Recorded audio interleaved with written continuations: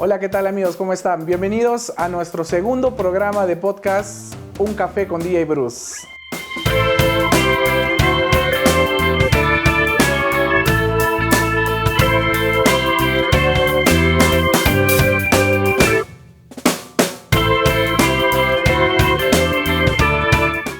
Quiero agradecerles por la muestra de cariño, por el primer video que hemos lanzado, el primer podcast, junto con nuestra amiga Pamelita Mesa. Le mando un saludo desde acá. Y bueno, también el día de hoy tenemos otro invitado, un invitado también muy especial y que vamos a tocar temas muy interesantes el día de hoy. El día de hoy no vamos a tocar absolutamente nada de eventos, pero sí de eventos de nuestras vidas diarias, de nuestra vida cotidiana. Bueno, y el día de hoy hemos invitado a una persona muy especial, quien es el doctor David, que él es psicólogo perito y tiene sus especialidades. Y bueno, vamos a recibirlo con un fuerte aplauso. ¿Qué tal? ¿Cómo está, doctor David? Bien, Bruce, aquí. Gracias más bien por la invitación para poder compartir algunas experiencias profesionales, que también ya se han vuelto experiencias personales en muchos de los casos, ¿no? Ya me imagino, es muy interesante en realidad su carrera. ¿Nos podría contar un poquito al público qué es lo que ha estudiado exactamente? Yo soy psicólogo de profesión. He estudiado esta bonita carrera, pero también he estudiado una formación en psicoterapia, en la especialidad Gestalt, y también soy magíster en psicología clínica forense y en psicología clínica de la salud también. Ok, muchas gracias. Bueno, la primera pregunta sería, ¿cómo así empezó a gustarte la psicología para que empieces la carrera? Bien, al principio yo no tenía una situación clara de lo que era la psicología, o sea, no había tenido experiencias ni en el colegio. Claro, o sea, he tenido experiencias psicológicas como cualquier persona, pero nunca había tenido el contacto directamente con un psicólogo. Mi primera noción de la psicología era el tema más o menos. Yo creí que los psicólogos en principio eran médicos, ¿no? Y uno se especializaba en psicología y por ahí. Pero quizá no fue mi primera opción al principio. Yo tenía opciones diferentes. Yo quería ser arqueólogo, quería ser antropólogo. Me gustaba mucho el tema de historia, de investigación en estos temas. Pero veía situaciones, no tanto el tema de las opciones laborales, no tanto, sino más el tema de la accesibilidad a poder estudiar eso, ¿no? Y como que en ese momento de esa duda, fui yo buscando información y ahí es donde conocí a un psicólogo. Entonces, este psicólogo me comenzó a hacer una perspectiva más o menos de lo que yo quería, lo que le llamamos los psicólogos un tipo de orientación vocacional. Y fue un tema para mí muy apasionante porque no solamente trabajamos el tema de la vocación que yo tenía, aquel entonces era bastante joven, sigo siendo joven, pero era más joven aún. Y ahí es como yo fui encariñándome con esta profesión, comencé a entender algunas pautas, algunas denominaciones que se podían utilizar y me enteré que era una profesión que no necesitaba ser médico porque esa era una de las situaciones que yo lo meditaba así, ¿no? Pero aún así en un principio decía, no, bueno, estudiaré medicina y después me especialicé en psicología. Pero no, cuando lo descubrí me fue gustando el proceso interactivo que yo tenía con este psicólogo. Y desde ahí nació la vocación, me di cuenta que era un tema mucho más fuerte que el tema de historia, que el tema de arqueología que yo estaba pensando en ese momento estudiar. Y fue desde ahí que yo ya me centré en este tema, comencé a estudiar y me interesé mucho por el estudio de la mente, de la conducta. Y de ahí partí, ¿no? De ahí. Estudié en Cusco, me fui, viajé, terminé, cuando estaba terminando ya los estudios, dentro ya de la carrera, era como que un mérito en la carrera de psicología alcanzar este título de ser terapeuta. Era como para nosotros un tema de súper especialidad. Y entonces yo al principio era apasionado de una corriente en psicología que le llamamos psicoanálisis. Habrás escuchado de Sigmund Freud, del famoso psicoanálisis, que era toda una corriente. Pero también había corrientes de un tipo mucho más rígido a nivel de ciencia, que eran escuelas conductistas, ¿no? Yo era muy partidario de este modelo psicoanalítico, no tan científico, más de una perspectiva humanística, podría decirse, porque no solamente interpretaba conductas, sino interpretaba filosóficamente incluso comportamientos sociales y todo. Y en ahí, pues no, tenían unos profesores que me decían, es que eres joven, estás en tu etapa psicoanalítica, pronto vas a cambiar esa perspectiva. Y cierto, porque los estudiantes van desarrollando en la carrera y van cada vez fortaleciendo y conociendo más a fondo y te vas especializando. Cuando yo terminé comenzando a hacer ya el internado profesional, ahí es donde me hacen una invitación de una escuela que yo no participaba mucho, sabía más o menos de lo que se trataba y todo este modelo, porque en psicología se trabaja mucho las corrientes psicológicas. Entonces era una corriente del humanismo que viene, que es la Gestalt, y es una corriente psicoterapéutica bastante difundida en el Perú, que trabaja mucho el tema de las necesidades en los seres humanos, describe la personalidad desde esta perspectiva, ¿no? Vivir aquí y ahora, es una situación más contextualizante y se acomodó mucho a la realidad en la que yo quería pensar, ¿no? Y fue que ahí que me inscribí en la primera promoción que se hizo sobre esta formación y, en fin, pasaron rápido los 3 años de formación y me titulé en el tema de psicoterapia, ¿no? Ahí el tema de formación y bueno, luego ya, como todo psicólogo, al menos en Perú, siempre tenemos esta perspectiva de salud, la perspectiva de ir más en el tema de enfocarnos mucho en el tema de la evaluación, pero en los trastornos, en las patologías. Y es como que la especialidad más arraigada, ¿no? Entonces yo también me arraigaba a ese tema, como todos los demás, y fue gustándome todo este proceso de la clínica y comencé también a hacer la maestría en ese tema. Y ya luego se me dio la oportunidad de trabajar en una institución pública, en el Poder Judicial, y ahí es donde yo me metí de fondo al tema forense, ¿no? Trabajando básicamente en temas forenses propios en procesos de familia, en procesos más civiles que penales. Bueno, manejo algunos temas penales también, pero civiles me refiero a procesos donde no implican penas privativas de libertad, pero sí hay procesos donde uno hace evaluaciones para, por ejemplo, los procesos de tenencia, divorcios, situaciones de abandono, todos los procesos que puedan implicar básicamente el trabajo con niños, ¿no? Y, y ahí es en lo que me desempeño actualmente. También dicto en la universidad y me apasiono por estos temas.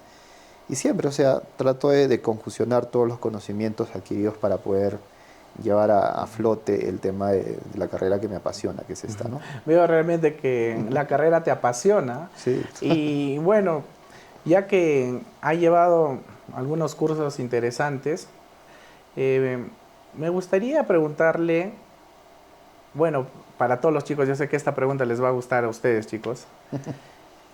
Cuando yo empiezo una relación, Ya. ¿cómo puedo saber si mi pareja realmente es una pareja tóxica? ¿Cómo me puedo dar cuenta yo, antes ya de formalizar y todo, cómo podría darme cuenta que mi pareja, por ejemplo, no ha sanado, digamos, imagínese que su pareja anterior le pegaba, ¿no? Ujú. Y que para ella ya es normal.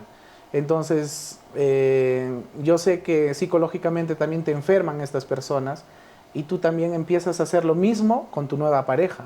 Ujú. Entonces, ¿cómo yo podría saber si mi pareja es o no es tóxica?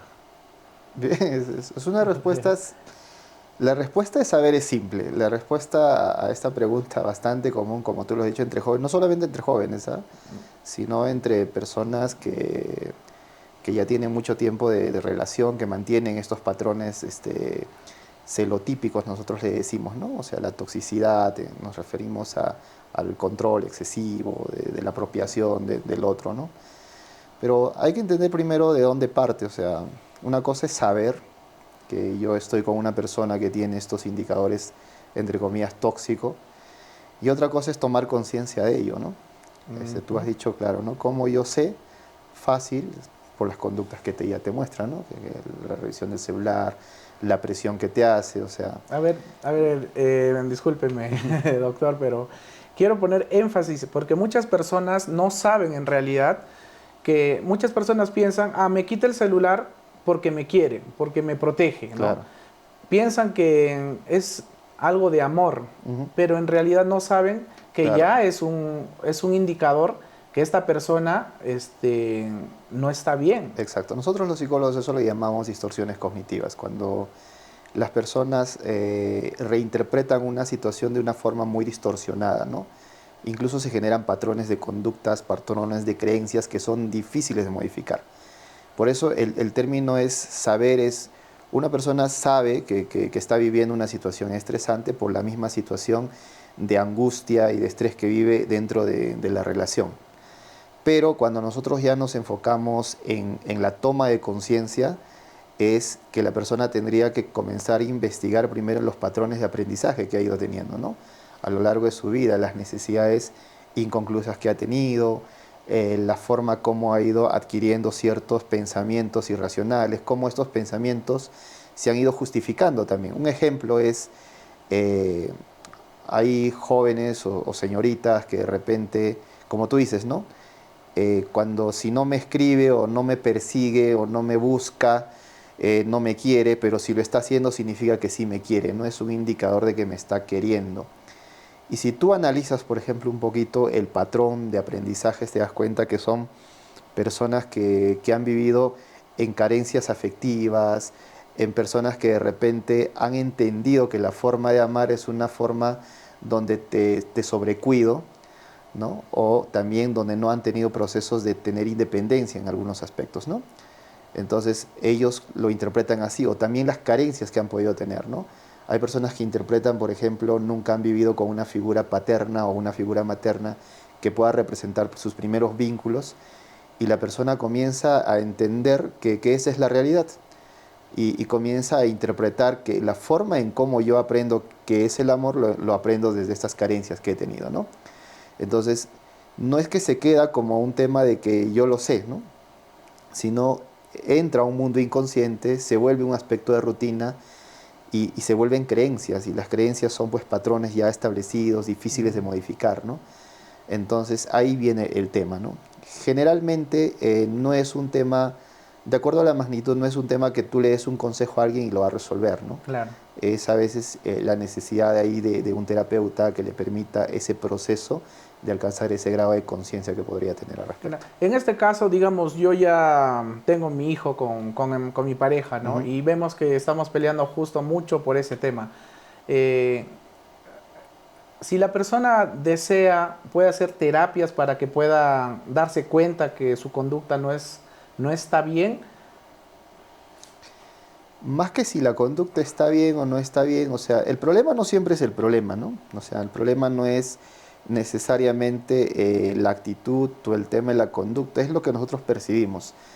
El problema tiene que ver más como cómo procesamos el tipo de información que estamos encontrando, ¿no? O sea, cómo esa persona interpreta la realidad en la que está. Hay que entender, por ejemplo, cómo hemos introyectado como un tema inconsciente, ¿no? Hace poco leía un artículo de un colega mío que ha sido compañero de la universidad y decía, ¿no? Que nosotros cuando estamos en el tema del trabajo, de aprender del mundo, el cerebro tiene esta capacidad de habituarlo, porque con el ánimo de no perder energía psicológica, el cerebro no todo el tiempo lo mantiene inconsciente, ¿no? Y es por eso que aprendemos malos hábitos y son difíciles de desarraigarnos de ellos. Entonces, ese es el detalle, ¿no? Entonces, se habitúan ciertos comportamientos y ciertas conductas de las que a veces no somos conscientes. Por ejemplo, no somos conscientes de repente la forma en cómo nos hemos hecho sentir escuchados con alguien, ha sido levantando la voz o renegando o exigiendo, entonces o presionando, entonces comenzamos a habituarlo eso y no nos damos cuenta que de repente ya estamos gritando, estamos renegando y estamos comenzando a tener ese patrón. Y lo ideal sería que de repente comencemos, y no podemos desarrollar pues una situación asertiva, por lo tanto lo ideal es poco a poco darme cuenta y ir observando esas situaciones y patrones, ¿no? Cuando uno adquiere una situación de conciencia más o menos, ¿qué estoy pensando al respecto? ¿Qué me lleva a tener una posición así? Generalmente vienen de ciertas interpretaciones, ¿no? La mayoría muchas veces irracionales que no están de acuerdo a un proceso de realidad, ¿no? Por ejemplo, la vez pasada tenía un paciente y me dice, no, es que mi esposo llegó a la casa y lo primero que hizo fue pedirme que le hiciera la cena, ¿no? Entonces, no entiende que yo a veces quisiera que primero me diga que me quiere, que me salude, que tenga un proceso todavía de vínculo. Y pareciera una persona que... Entonces, ¿qué pasa con la esposa, no?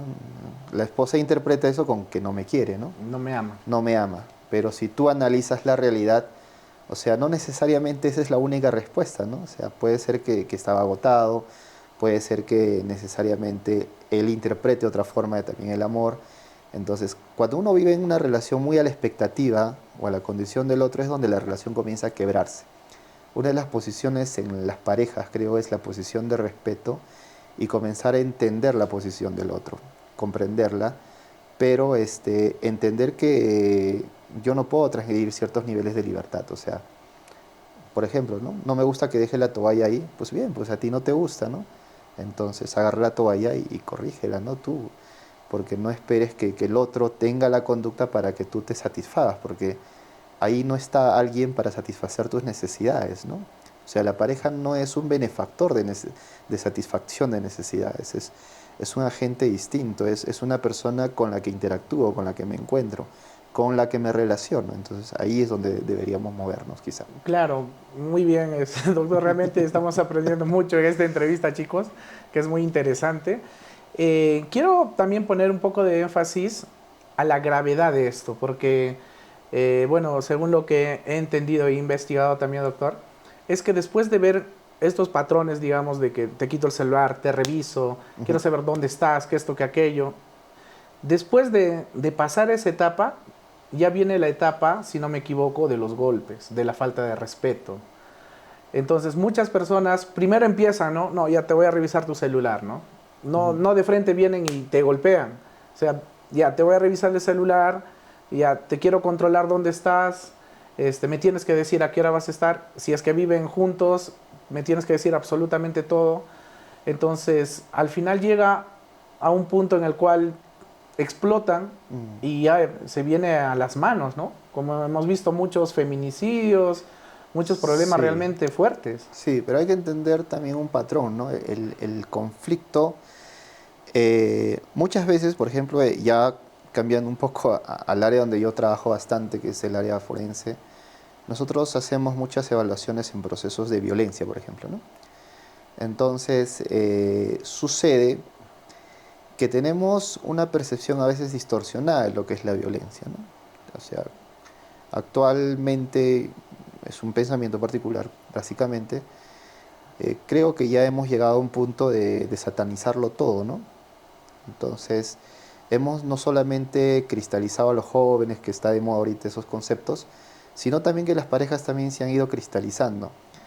Y hemos reinterpretado la violencia, o sea, el conflicto muchas veces común en las relaciones de pareja, ahora se reinterpreta como un tema de violencia, ¿no? Y ¿Nos podría todo, dar unos ejemplos, doctor, para que claro, podamos entender? Porque sí, sí, y ahora todo se etiqueta en ese sentido de violencia psicológica.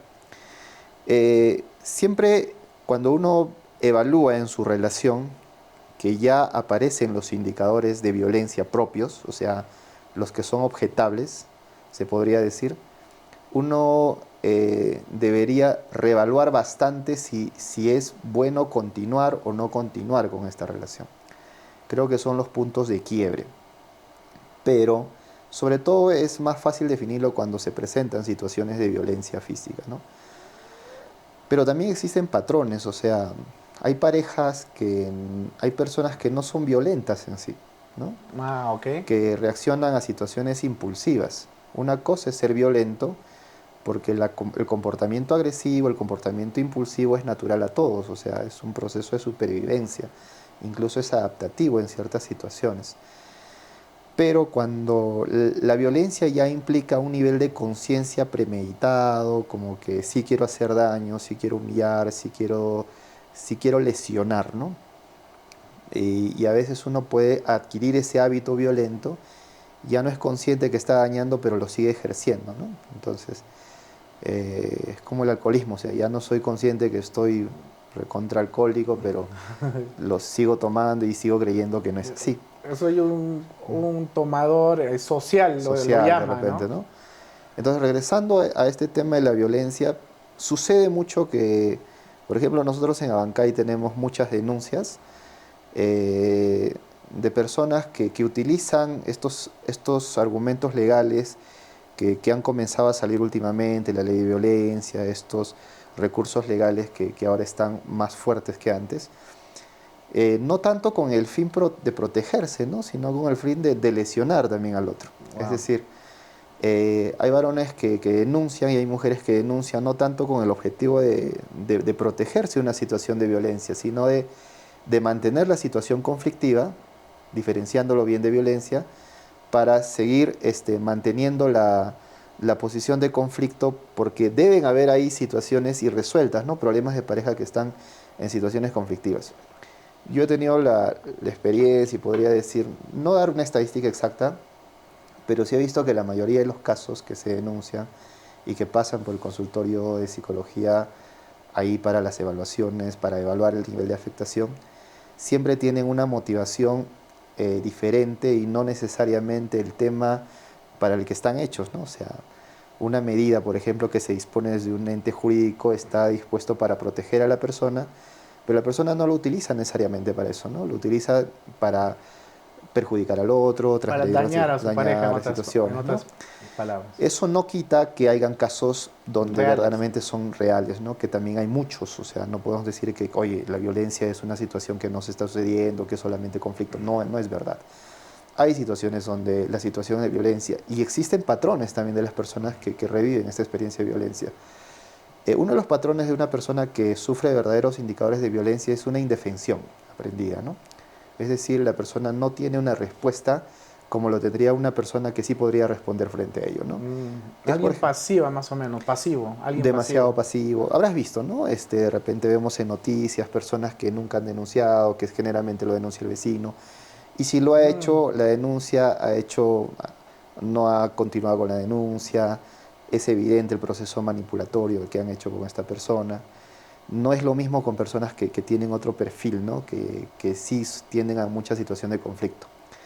Pero las mayores situaciones en la familia, en el entorno, hay que primero no normalizar el conflicto, pero sí que el conflicto muchas veces forma parte de las relaciones entre la pareja, ¿no? Porque son dos personas que tienen diferencias, siempre van a existir diferencias. El detalle es que a veces no se maneja una situación saludable del conflicto y puede terminar en actos violentos, sí, pero que esto no necesariamente pues, le da el rasgo de personalidad violenta a alguien, ¿no? O sea, que uno pueda tener una actitud impulsiva y agresiva, sí. Sin embargo, eso no quita que en una actitud impulsiva sí podemos hacer mucho daño, podemos lesionar a extremos muy fatales incluso. Entonces, esto tiene que ver mucho con el tema de salud mental en que vivimos en nuestra sociedad y cómo la comprendemos también, ¿no es cierto? De saber diferenciar hasta qué puntos estamos en un nivel todavía que podemos trabajarlo y en qué punto ya se transgrede en puntos, ¿no? Cuando una persona es consciente de que me equivoco, de que estoy teniendo un comportamiento inadecuado, todavía existe este procedimiento de poder darnos cuenta y poder trabajarlo. Pero cuando una persona ya es resistente y actúa a la defensiva, no es así, solamente buscamos razones para defendernos de una situación evidente, en estos aspectos quizá el proceso de terapia puede ser efectivo, pero va a tener que ver mucho con la disposición plena que tenga una persona de querer tomar conciencia sobre algo, ¿no? En otras palabras, doctor, obviamente, ¿no? Tanto mi pareja como yo debemos aceptar cuando cometemos un error, Sí, ¿no? también. Porque si yo le culpo todo a mi pareja le culpo, y yo nunca acepto el error. Entonces, desde ya hay un problema en esa relación. Sí, pero es cierto lo que dices. El detalle es que creo que hay que cambiar términos, ¿no? Estamos muy con los términos de culpar, el término de error, ¿no? El término de víctima, el término del que sufre, y no asumimos los términos sanos como el término soy responsable o me equivoco, ¿no? en cualquier situación conflictiva siempre existe un grado de responsabilidad en ambas personas. Eso es lo que nosotros tenemos que hacer en conciencia. No se trata tanto de que quién es el culpable, porque culpables no hay. Culpable es aquella persona que ha premeditado serlo, es decir, víctimas tampoco hay, ¿no? En un proceso de una relación que pueda tener conflictos. No me refiero a las relaciones violentas, me refiero a las relaciones donde pueda haber conflictos. Culpables no hay porque nadie premedita hacer en una relación, a veces actuar de forma impulsiva, ¿no? En las relaciones que te digo. Pero, y víctimas tampoco porque nadie es solamente un agente extremadamente pasivo, ¿no? En las situaciones que se están viviendo, a menos que sean casos plenamente psicopatológicos quizá. Pero en las relaciones más comunes y del cotidiano y en el promedio, deberíamos quitar términos de quién es culpable, ¿no? O quién es la víctima, sino evaluar qué responsabilidad me toca en una situación conflictiva, ¿no? Sí, pues yo he podido empezar con un descrédito de mi pareja, pero la responsabilidad quizá de empezar es mía, pero la responsabilidad de haber mantenido esa situación de descrédito es de la otra persona, ¿no? Siempre en este término hay que tratar de calificarlo en el nivel de responsabilidad que me toca, ¿no? Oye, mira, como tú dices, ¿no? Tienes tu bebé, de repente hace una travesura, estaba bajo tu cuidado y la mamá estaba en otra actividad, pero te miró, pero estaba bajo tu cuidado, ¿no? O sea, quizá tengas una mayor responsabilidad porque estaba bajo tu cuidado, pero también existe responsabilidad en la otra persona porque lo estaba mirando y podía haber intervenido, ¿no? Entonces, no se trata tanto de buscar quién tiene que cargar con la culpa, sino ver qué responsabilidad me toca, porque la responsabilidad sí es un aspecto que permite la posición de cambio, que permite el proceso reflexivo de toma de conciencia, ¿no? Muy bien, doctor. Muchas gracias por esas respuestas. Nos está iluminando el día de hoy a todos nosotros. En el ámbito de que, por ejemplo, cambiando un poquito de tema, Sí. Hay muchas jovencitas, ¿no?, que se meten con personas adultas, con personas mayores. Generalmente, ¿a qué se debe esto? Porque, bueno, no es normal, ¿no?, que una persona muy joven, estoy hablando de una persona de 18 años, se meta con alguien de 38 o 40 años, ¿no? Que ahora se está viendo muy normal en la sociedad, lo están normalizando. Hay canciones sobre ello, ¿no? Exactamente. A mí me gustan mayores. Exactamente, ¿no? Y inconscientemente cantando esa canción, están aceptando que si conocen a alguien, puedan también tener algo, ¿no? Entonces, como que ¿a qué se debe, doctor, que una persona tan joven pueda estar fijándose en una persona mayor, adulta? Sí, has hecho una pregunta específica, quizá, ¿a qué se debe que esta persona menor, ¿no? También habría que preguntarse a qué se debe que una persona mayor se fije en una persona joven, ¿no? Bueno, Eh, generalmente, obviamente, para un varón estar con alguien menor, o sea, van a querer más generalmente, ¿no? Muy pocos varones van a decir, no, yo quiero a alguien de mi edad, pero la tendencia siempre es de un hombre mayor meterse con una sí, sí. jovencita, ¿no? Quizá el tema deviene de, como te vuelvo a repetir, ¿no? Los patrones de aprendizaje que una persona tiene, ¿no? Y las carencias afectivas que también ha podido tener, ¿no? Que En se otras puedan reinterpretar. palabras, si le falta el papá en la casa, por ejemplo. Podría ser, pero no es la única respuesta. O sea, puede haber también faltado haber estado el papá, pero haber estado un papá de forma ¿Ausente? no tan presente en las actividades de la niña, ¿no? O sea, en, en Gestalt, que es la terapia que yo practico, sabemos que las necesidades psicológicas no nos van a llegar a matar, pero sí nos van a llegar a neurotizar, decimos los psicólogos. La neurosis es un término puramente terapéutico, psicológico. Eh, ¿Qué quiere neurotizar? O sea, la persona no se va a completar, ¿no? O sea, no va a Ok. llegar a alcanzar las perspectivas que tiene y es como que se estancaría. Y ese estancamiento no lo vive de forma consciente, sino está arraigado en la personalidad de forma inconsciente. ¿Y qué quiere decir esto? Que la persona no se da cuenta, otras palabras. No asimila las necesidades psicológicas que podría tener, que pueden ser la necesidad de afecto, la necesidad de seguridad, la necesidad de estima, la necesidad social de seguridad. Entonces, ¿cómo es la figura del padre, la figura de la madre, que son los primeros referentes? O cómo esta persona ha asimilado los referentes importantes que ha tenido, ¿no? O sea, cómo se han ido interpretando en su vida. Desde aspectos muy sencillos, ¿no? O sea, puede ser que, no sé, una niñita de 5 años esperara a su papá que venía cada 3 días porque trabajaba lejos, con un dibujito, y el papá no le muestre pues la atención, o sea, no cubra la necesidad afectiva Venga y frío de completamente. reconocimiento de repente que la niña tenga, ¿no? Y que esto se repita 2 veces, entonces no está satisfaciendo una necesidad. La niña va creciendo, pero es como que se estancara en esta necesidad, ¿no?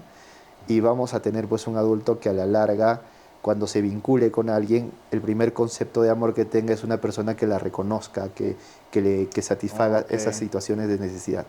Y generalmente muchos adultos, varones adultos, eh, son percibidos como personas que tienen ciertos rasgos de madurez, que podrían proporcionar seguridad, Exactamente. ¿no? Que podrían proporcionar esa seguridad básicamente, que no lo hace muchas veces un chico, por ejemplo, de una chica de 18 con un chico de 18 no le va a Que proporcionar, ¿no? completamente No inmaduro. identifica, ¿no?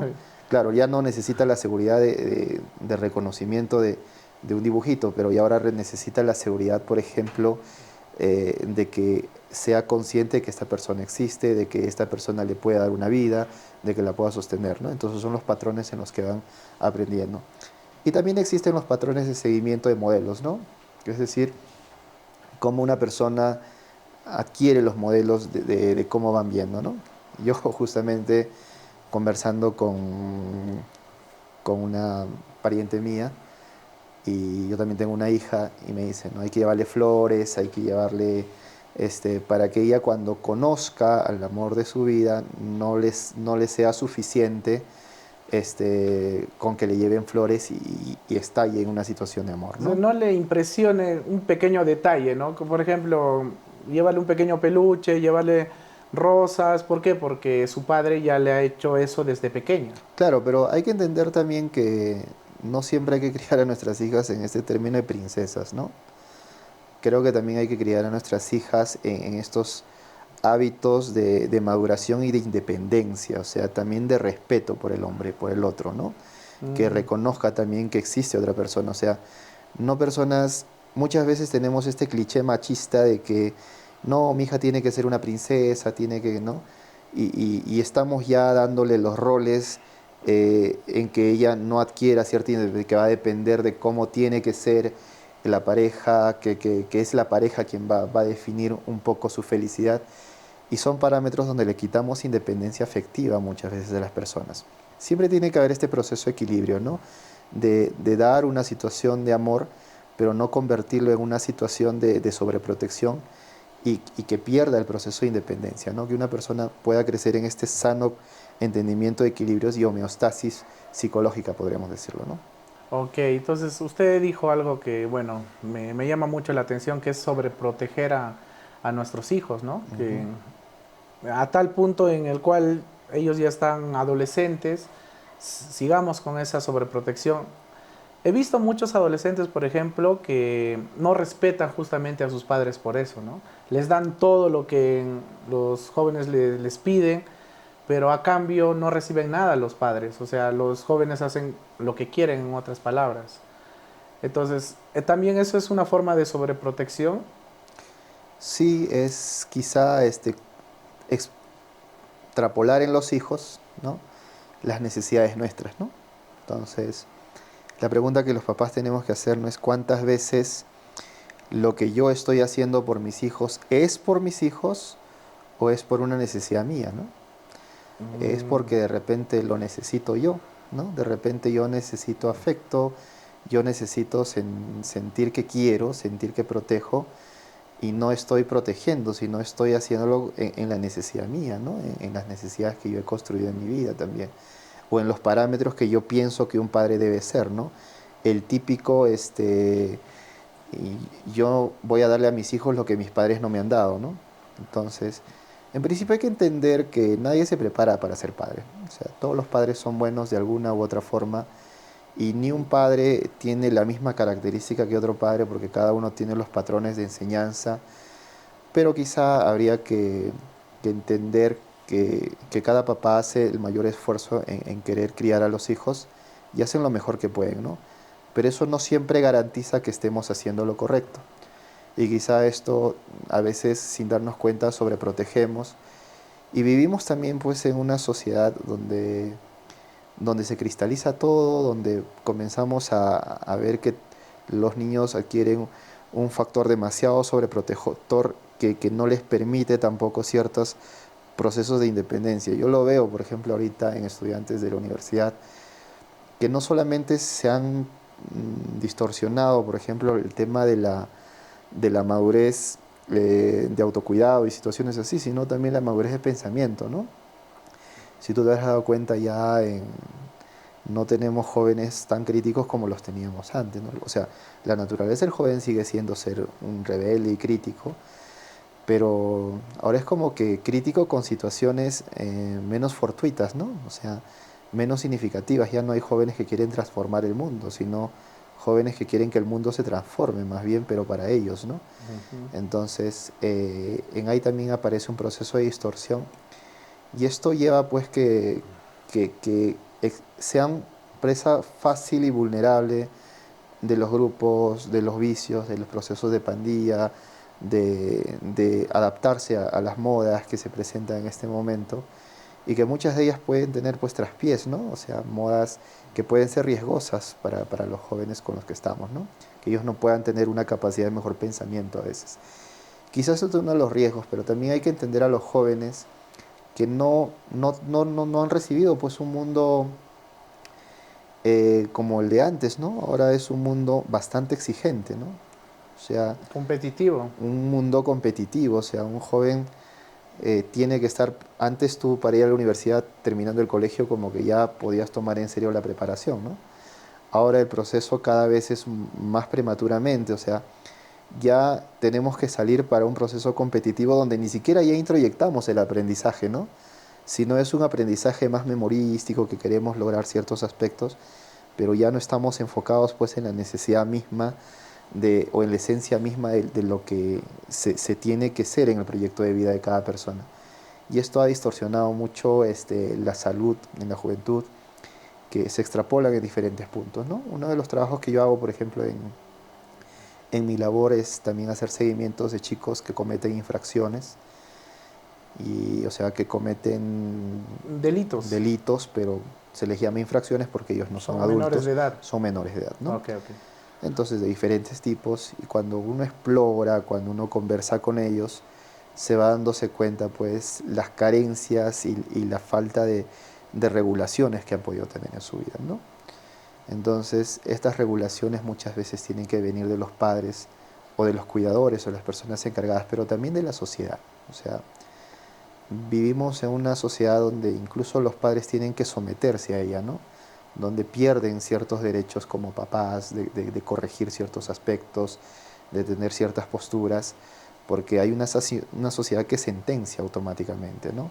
Sin analizar, porque vivimos en una sociedad que opina fácilmente de todo, y eso hace que, por ejemplo, los chicos se vean también a veces influenciados fuertemente por este entorno, ¿no? Entonces, esto es lo que genera muchas veces los desequilibrios.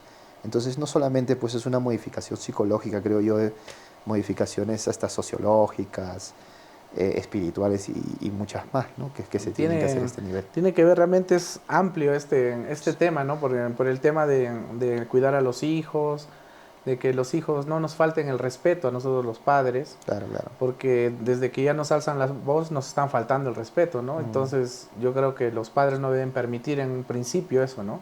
Escuché decir también que el día que tu hijo ya no te respeta es el día que dejaste de ser padre, justamente por el tema de que ellos pueden hacer lo que quieran, ¿no? Al final. Entonces, yo creo que hay que tener mucho cuidado en hasta qué punto consentimos a nuestros hijos, hasta qué punto también les decimos sí o no, para que ellos puedan entender, Sí, ¿no? porque el consentimiento también es una forma de quitarles cosas, ¿no? O sea, en ese ánimo de querer protegerlo, le estamos quitando las oportunidades lógicas de maduración, de independencia, y no solamente verlo como un tema de protegerlos, no, no lo estoy haciendo porque te protejo, sino porque hay situaciones en las que tengo que permitir, ¿no? Y hay que entender algo, o sea, que no está mal porque es naturaleza de los chicos, de los niños, de los adolescentes. El tema de que ellos todavía no adquieren la madurez suficiente como para asumir plenamente las responsabilidades que les tocan, y es un hecho que por su naturaleza misma, no porque sean malos, van a tender muchas veces a cierta postura egoísta, ¿no? Egoísta en el buen sentido de la palabra, si puedo explicarme por ahí, pero en el sentido que ellos no quieren hacer daño a nadie, pero siempre van a buscar pues su bienestar, y al no tener esas direcciones pueden escoger y reinterpretar mal que el bienestar puede ser pues un juego, ¿no? Un tema, una discoteca, una salida con los amigos, una fumada por aquí, una cerveza por aquí. Entonces, esto puede significar para ellos un proceso de bienestar, ¿no? Y esto es porque de repente en la misma familia no propiciamos pues espacios donde ellos puedan vivir también la situación, sentirse comprendidos también, sentirse entendidos también. Cuando uno trabaja con chicos en los diferentes contextos que se equivocan de repente, algo que evaluamos es que son chicos que básicamente son incomprendidos, ¿no? O sea, ese es un cliché que sabemos que nosotros hemos sido adolescentes, y por más que hayamos tenido buenos patrones, siempre nos hemos sentido incomprendidos en algunos puntos. En un momento. Y esto hace muchas veces que busquemos el espacio donde nos puedan comprender, ¿no? Entonces sentenciamos aspectos que a veces son normales en su naturaleza de ser joven o de ser un niño, pero suspendemos otras situaciones, ¿no? Por ejemplo, eh, ahora por ejemplo los niños, ¿no? Estamos en vacaciones, y yo no sé si es, discúlpenme los papás, que no es una situación crítica, no es una observación muy personal, quizá también un poquito profesional, pero el tema es, por ejemplo, ahorita los niños han terminado la escuela y ya están entrando a clases de música, que está bien, o sea, Deportes. deportes y situaciones. Y, y muchas veces ya el niño está como que otra vez con una rutina, ¿no? O sea, no tiene el espacio lúdico, el espacio de poder divertirse, el espacio resuelto, el tiempo libre que necesita uno tener en vacaciones. Es como si nosotros saliéramos de vacaciones y nos enfocáramos a hacer otra cosa que de repente puede ser agradable, pero al final va a seguir siendo un trabajo, ¿no? Entonces, y tenemos también niños que ya viven esa posición de estrés, ¿no?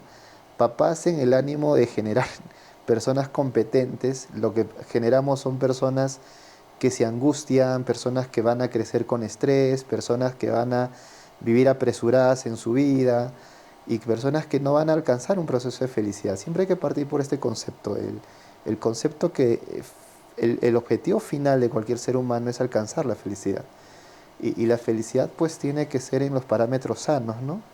No en la interpretación de lo que yo como papá pueda hacer necesariamente, sino en permitir que el niño o el adolescente vaya alcanzando ese proceso de felicidad.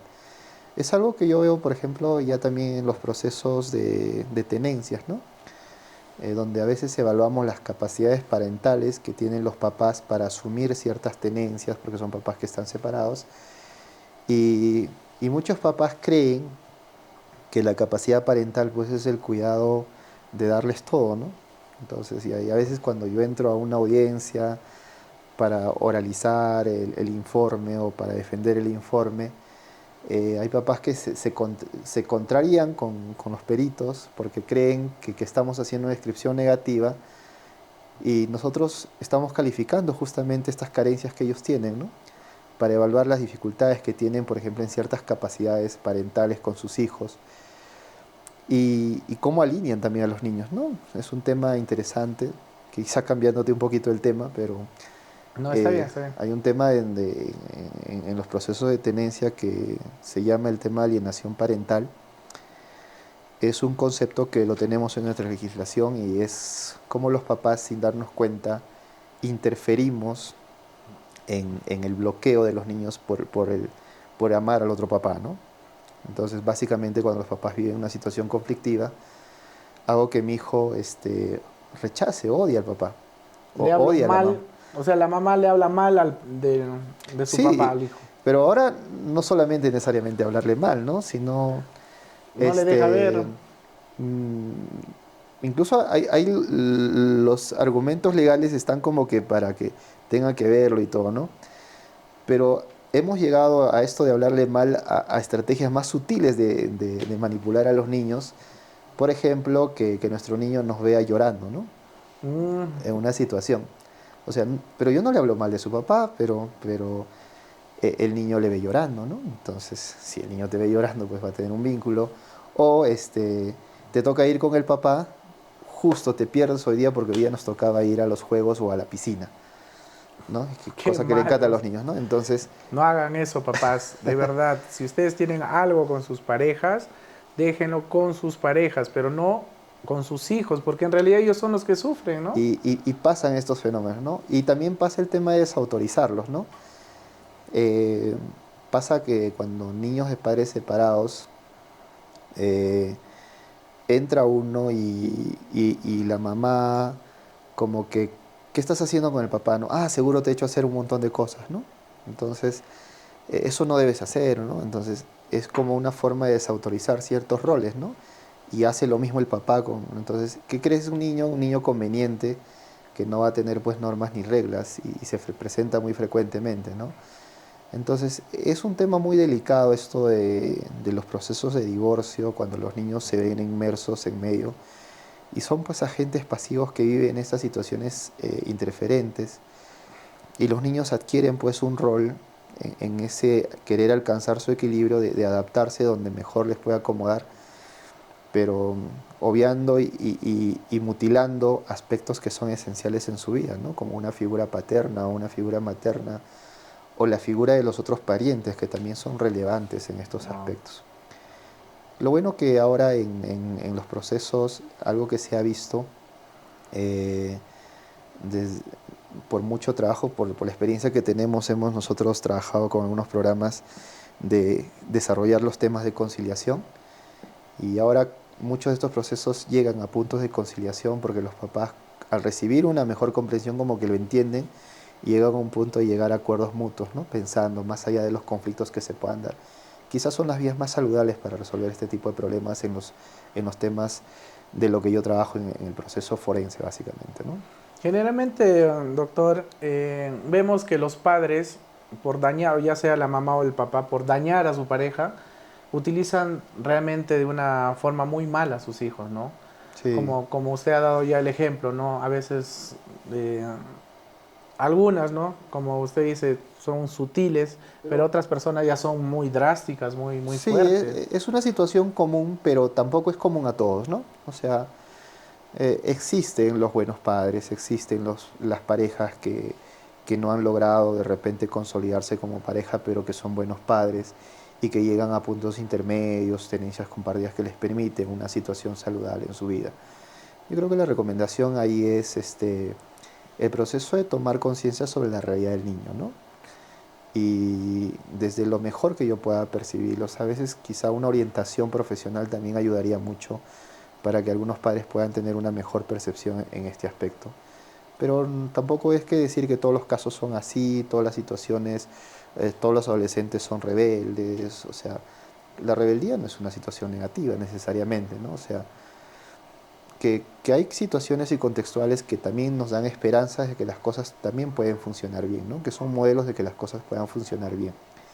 Pero si nos enfocamos en estos casos difíciles, que cada vez se vuelven más comunes, es importante, ¿no? Y relevante. O sea, bueno, también más comunes, porque acabo de leer una noticia que en Puno, de cada 10 niños que nacen, 2 nacen con un síndrome alcohólico, ¿no? O sea, Alcohólico. entonces es escandaloso, ¿no? Estas situaciones. Que no está mal el proceso de libar y conversar y tener actividades sociales, porque forma parte, digamos, de un tema cultural, pero ya estamos arraigándolos como patrones no solamente de cultura, sino también como patrones insalubres de salud a nivel social. A ver, doctor, disculpe, ahí antes que me olvide la pregunta, Sí, ¿cuándo es se dice que una persona es alcohólica. ¿A partir de qué momento es una persona alcohólica? Bien, esto se tiene un poquito en confuso, ¿no? Bien, el alcoholismo no es un diagnóstico, en principio, así en su término, alcoholismo. Es un fenómeno social, o sea, ¿no? El diagnóstico propicio se podría decir la dependencia alcohólica, ¿no? O sea, depender del alcohol. Entonces, no se habla de personas, cuando se dice que a personas que sufren de alcoholismo, nos referimos a las personas que tienen este tipo de dependencia alcohólica, ¿no? Se habla de cuando ya la dependencia adquiere una posición o psicológica muy arraigada o una dependencia física, ¿no? Cuando ya la persona necesita estar en estado de ebriedad para sentir que está resuelto, ¿no?